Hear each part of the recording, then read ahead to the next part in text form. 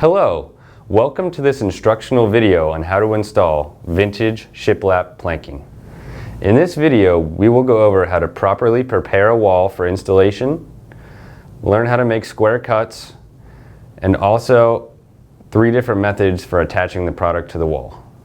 This product comes in 2 different colors, butternut brown and driftwood gray. Each package contains 4 different lengths for ease of installation. They also come pre-finished, which will save you time during installation. I have prepared this wall by marking the wood studs in the wall and also any utilities that might be behind the sheetrock. This step is very important. This video is not responsible for any damages incurred during the installation of this product. You will need to let the shiplap acclimate in the room you will install it with a minimum of 48 hours. We put down a drop cloth to catch any sawdust or adhesive that may fall during installation. I began my wall by installing a rough sawn baseboard. I used a level to ensure the baseboard was perpendicular to the wall. This step is crucial for the rest of your installation to be straight. When nailing, I used my reference marks for studs to avoid my no-nail zones for utilities. After installing the baseboard, I laid out the shiplap with all 4 sizes in the pattern I would like to see on the wall. Now we're going to install the first course, or the starter course, of the shiplap. I've laid a piece out here that's ready to install. The top part of the shiplap will be facing down. I always make sure I wear safety glasses and hearing protection whenever using power tools. I'm also using gloves in this instance to protect against splinters. So we're going to line up our next piece using a level to ensure that it's level.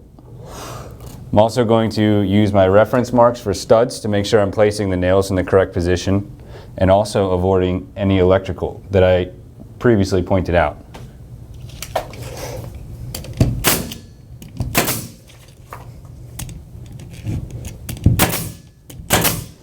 The next piece is long. I'm going to put the piece on the wall and mark it. Once I have my mark here, I'm going to use my speed square to make a final cut. There are many options for saws. Use whichever one you feel you can use most safely. I brought my piece to be cut over to the bench. I'm going to use a speed square and a pencil to draw a straight line to cut by. I'm also going to use a clamp to hold this in place while I cut. Now, to help me cut straight, I'm actually going to keep the speed square in place and use it as a guide. This product is made of pine and very easy to cut. Now, with a little sandpaper, if there's any rough edges, I will just touch it up lightly. Once I have my piece cut, we'll bring it back and dry fit it. Looks pretty good. Once again, we'll check for level. It's also good. So again, using our marks here. Perfect. Another option for installing the shiplap is installing without baseboard. You need to make sure that the first course or the starter course is level. We've already installed the first piece and made sure that it is in fact level. Doing this will ensure that your courses all the way up the wall will be level and easy to install. So we will now go ahead and put in our next piece. So we want to make sure that when we install this, we put the top lap facing down. This will give us the best reveal possible. We'll continue down with the next consecutive pieces, making sure each is level.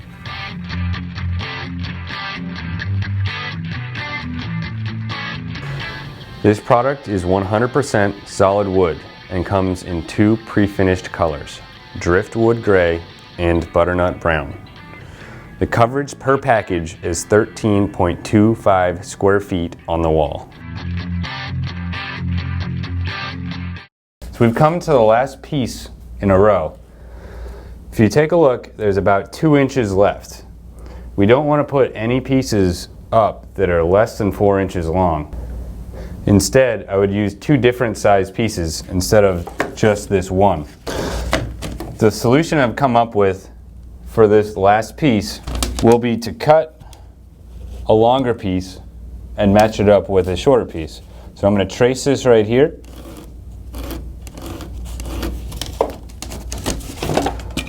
I'm going to cut off this section, keep this section here, and we'll be able to put it up with no small pieces.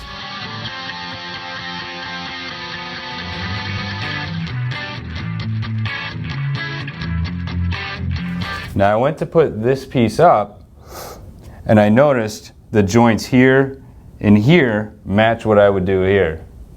These boards are all the same length and you want to try to avoid that in rows that are very close together.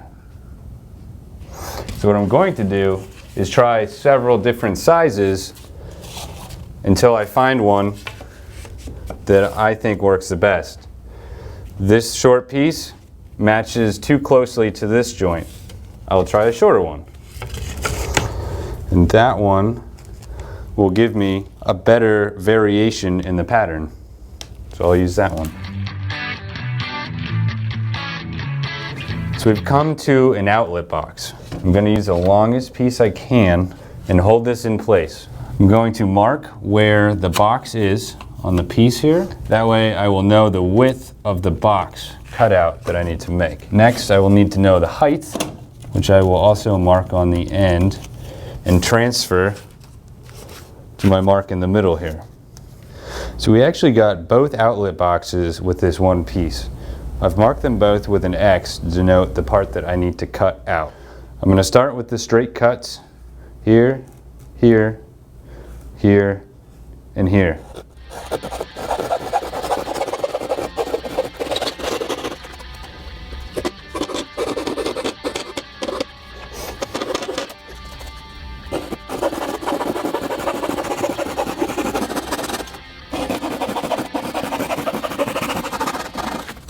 Once I've cut to my lines, I'll use a utility knife to score along the mark that I've drawn.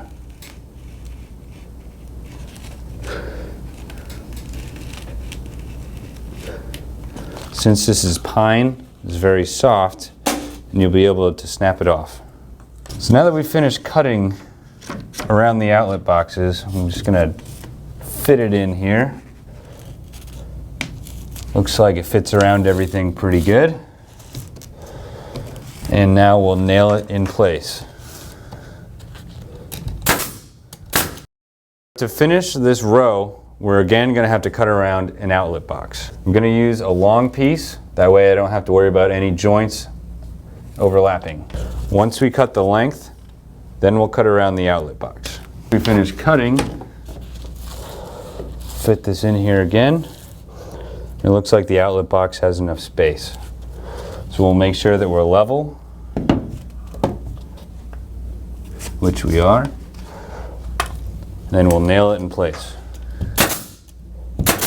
This shiplap planking overlaps, fully covering the wall, meaning you do not need to paint the wall before installation, saving you both time and money.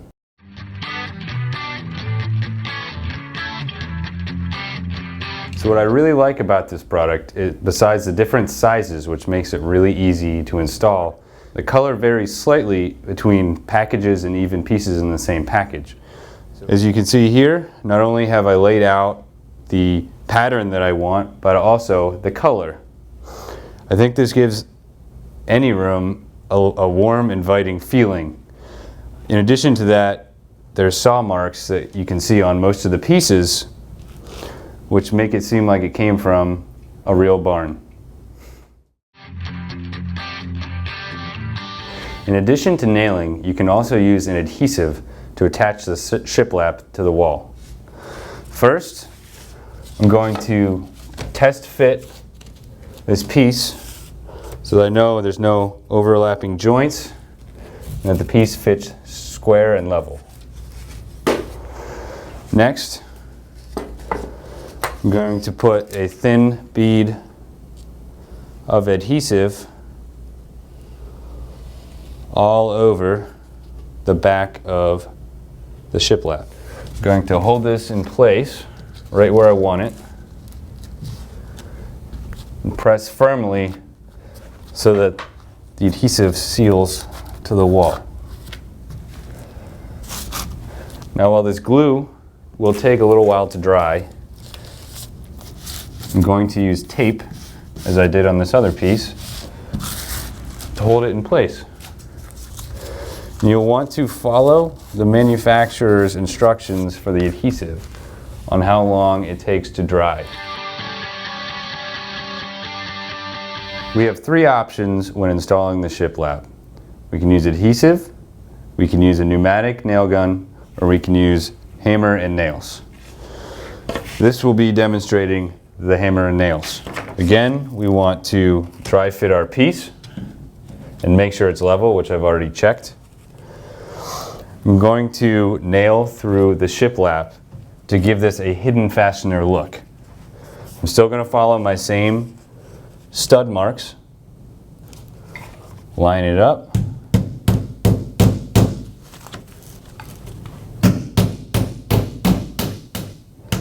Now I'm not going to nail this all the way in because I might damage the edges on the shiplap. I'm going to use a nail set. Carefully line it up and finish the nail. So you want to do that on all of your studs. And you want the nail head to be flush with the shiplap. This will give you a nice hidden fastener look if you don't like seeing the nail heads in your boards. This one we're going to face nail. You will be able to see the head of the nail. It's not going to be very prevalent, but you will still see it. So again, we'll line this piece up. We'll check for level, which I already have. Line up with our stud.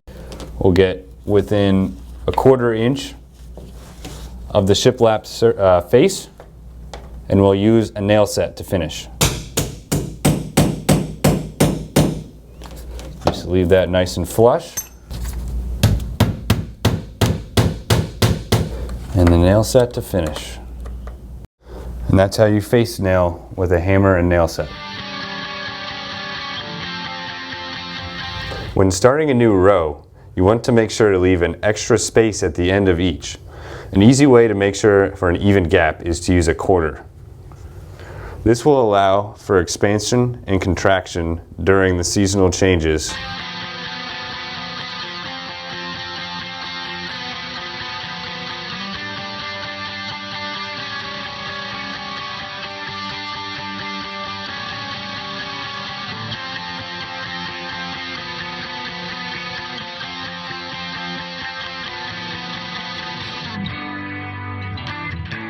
So we've gotten to the top of our wall, and one full piece will not fit.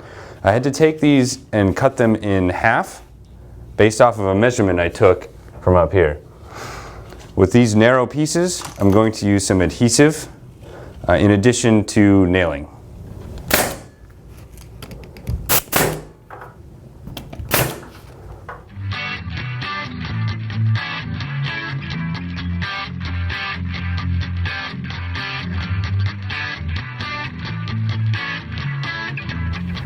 So we finished the installation of our vintage shiplap planking. It was quite easy to do due to the fact that it was pre-finished, the uniform widths all aligned with each other, and there were various lengths in one package.